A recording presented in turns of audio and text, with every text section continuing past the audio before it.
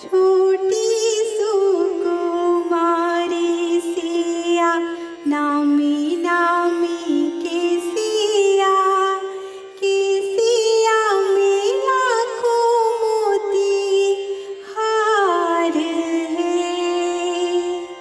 छोटी सुकुमारी सिया नामी नामी केसिया केसिया में लाखों मोती हार है।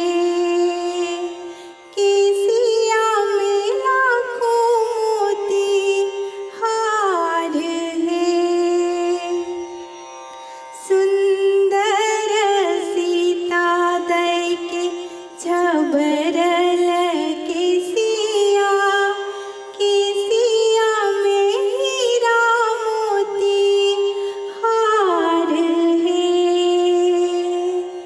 सुंदर सीता दई के झबरल केसिया केसिया में हीरा मोती हार है।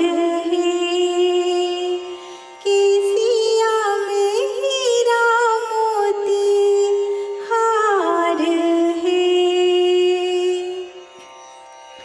रानी सुनैना के कोरा में सिया बेटिया बेटिया के महिमा अपार है।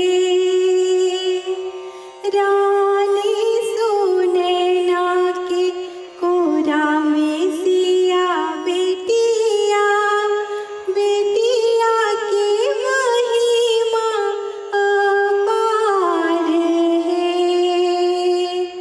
बेटिया के महिमा अपार है।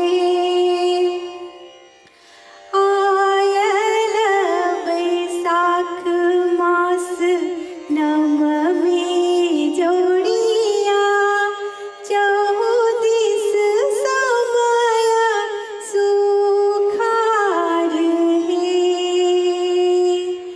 आयल बैसाख मास नवमी जोड़िया चौदिस समय सुखार है।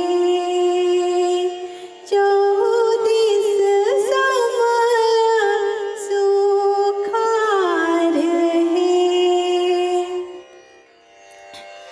राजा जनक के दुलारी सिया बेटिया बेटिया के महिमा पार है। राजा जनक के दुलारी सिया बेटिया बेटिया के महिमा पार है। बेटिया के महिमा पार है।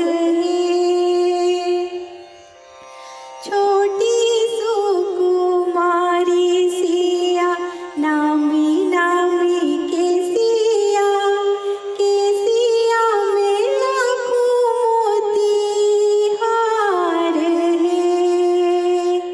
छोटी सुकुमारी सिया नामी नामी केसिया केसिया में लाखों मोती हार है।